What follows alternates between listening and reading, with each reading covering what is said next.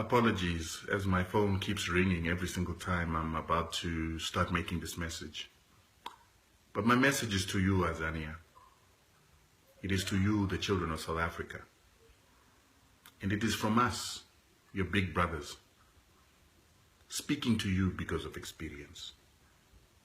There is nothing new that South Africa is going through that we've never seen before. Our parents, once upon a time, very content to continue to serve the white man, to continue to be slaves of the white man, and to continue to earn money from debt for the sale of their resources.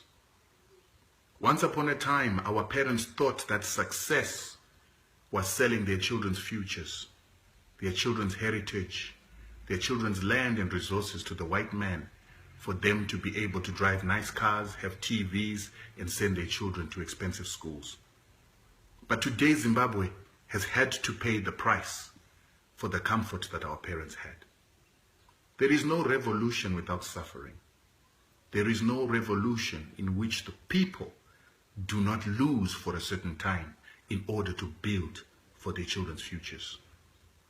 Some great man once said that a generation has got to wear overalls and they've got to use shovels for the future generations to wear suits. The problem with you, South Africa, is that you are content with buying BMWs on credit, content with designer clothes, designer fashions, and driving on beautiful roads, while 60% to 70% of the rest of the population live in poverty to support your fake middle-class lives. And the reason why this fake middle-class life is encouraged is that every single time that you take credit to buy those beautiful cars, to buy those beautiful clothes, you are supporting Western businesses. You're supporting European car companies, Japanese car companies, and you are supporting retailers that are Europeans. You are going into debt so that your resources, your land, continues to be controlled by the white man for the benefit of the white man, not knowing that you're eating into your children's futures. When your resources go and you get in return a BMW on credit, for which you're going to pay a very high interest rate, when you give away your resources in your land so that you can get a loan to buy a house in a complex, to buy a house in an estate, who do you think is going to pay for all this consumption that you're going through now? When you spend money on champagnes, Scotch whiskey, and you spend money on the Durban Julys, whose products are you buying and whose future do you think that you're eating into?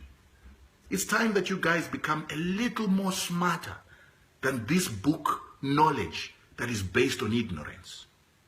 You are spending into your children's futures. Your resources are no longer what they used to be, but they're getting depleted. For 100 years, South Africa was the biggest producer of gold in the world, but today you're outproduced by China. For 100 years, this country was the biggest producer of diamonds, but today you're outproduced by Botswana and Russia. All this is a sign that your resources are becoming depleted. And as they become depleted, the white people begin to consolidate their capital and move it to other jurisdictions. They are beginning to look for new destinies to take the money that was made off your resources, off your ancestors' slave labor, and off your stupidity. And it's now being taken to other destinations. Our parents did the same. They sold our economy.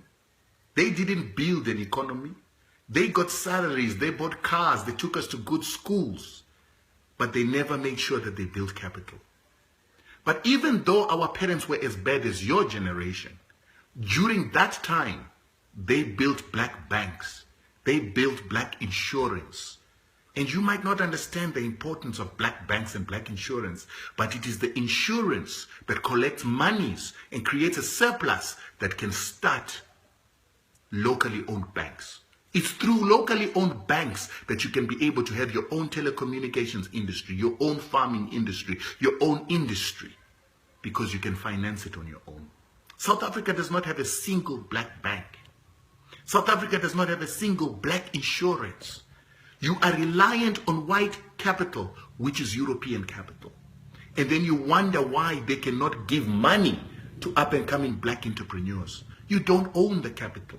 It is owned by your competitors, and they will not allow black entrepreneurs to rise if you are going to compete with Western production, Western goods, and build your own industry. When will you wake up to know these things? The factors of success that you use to measure your success in South Africa today, which is the roads that you've got, the infrastructure that you've got, without looking at how that is going to gear you into producing for the future, is where your error is. In economics, in accounting, we've got something called gearing. And gearing is determined by ownership. Ownership of the factors of production. Ownership of the capital that you're going to employ in order to make wealth. All your capital, all your assets, all your resources are not owned by you. They're owned by foreigners. So you have no gearing capacity. You have no gearing. Instead, what you have is debt, while somebody else owns your factors of production, so their reliability unto you. It's time you start understanding that the ownership of your assets, the ownership of your resources, is the only gearing that is going to build a better future for your children. Zimbabwe today has its issues, but it owns its land, its assets, everything that it requires for future gearing to produce. You guys need to wake up.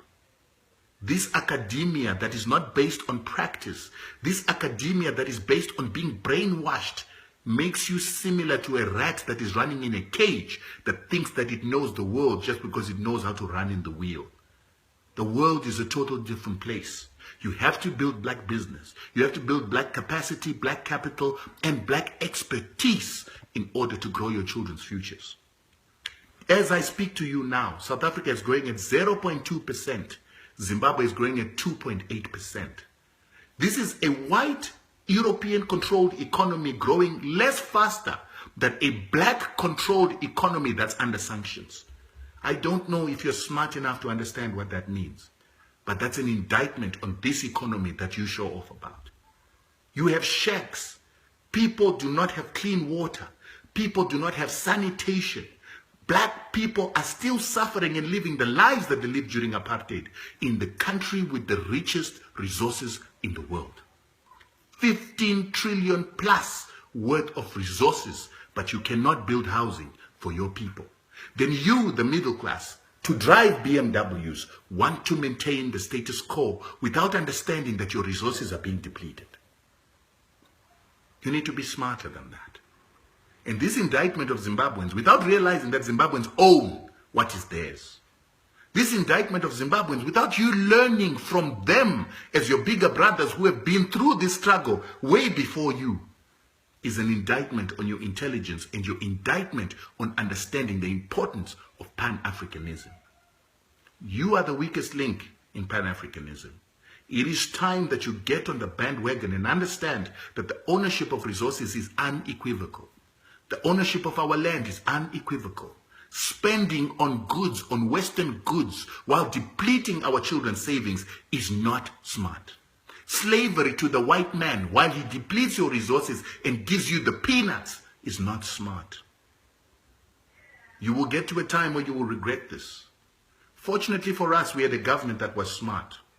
In as much as our parents were as foolish as you, our government gave us education. They developed a black capital class. That black capital class sabotaged the country and left with white capital, but at least our government created a black industry. Black banks, black insurance, black hotel groups, and black farmers. They created an entire sector of black business people. Our telecommunications industry is owned by black people. This is something that is absent in this country. Even your food does not belong to you. It is owned by the Americans, by the Swiss and the Germans. You don't even own your own seeds. And the day that you fall out with the Americans, you will not have food. It's time that you wake up to these realities and stop thinking that you know better than people that are older than you. By the time you realize what I'm saying, chances are you will be in a civil war in this country. Because it's coming if you don't change the current situation of things. It is coming to a time where the poor will need to overthrow you, the middle class, and your white bosses if you don't change the circumstances and the situation of this country. The reason why you've got violence during your protests is because a man has to buy a tomato, a potato, onion. Every single thing that a person needs to survive in South Africa needs to be purchased. In Zimbabwe, the poor can grow their own food in their own backyards. They can grow their own food on vacant pieces of land and they will be able to eat. What Zimbabweans fight for is sneakers, cell phones, cars, and a better life. But at least they've got access to the basics. You don't have access to the basics. That is why Marikana happened. People can't even eat without 10 rand in their pocket. That is why situations like the service protests that happen in this country happen.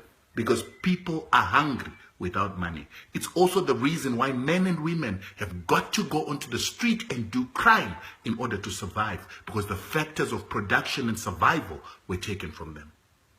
It's time you wake up, guys. And I won't stop speaking because I'm an African. And I love you. And unless you stop being the weak link, Africa has got no future.